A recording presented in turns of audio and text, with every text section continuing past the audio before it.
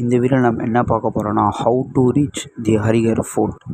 So இதுக்கு பார்த்தீங்கன்னா நீங்கள் எங்கே இருந்தாலும் சென்னையிலேருந்து மும்பை ஒரு ட்ரெயின் டிக்கெட் எடுத்துக்கணும். ஸோ அதோட காஸ்ட் 600 ஆகும்.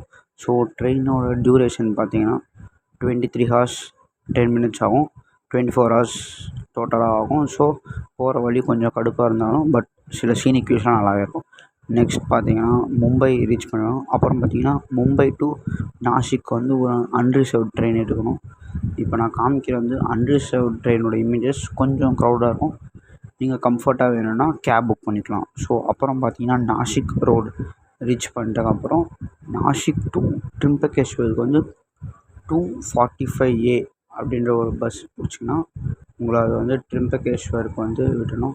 ஸோ நாங்கள் பார்த்தீங்கன்னா நைட் ஸ்டேலாம் முடிச்சுட்டு காலைல 5 o'clock ஹரிஹர் ஃபோர்ட் ரீச் பண்ணோம். ஸோ ஹரிஹர் ஃபோர்ட்டு ரீச் பண்ண உடனே பார்த்தீங்கன்னா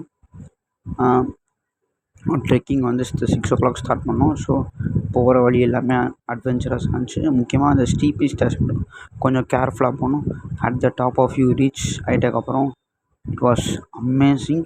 இன்னும் டாப் போனோன்னா சத்ரபதியோட சிவாஜியோட ஃப்ளாக் காற்றுல சூப்பராக இருக்கும் பார்க்க.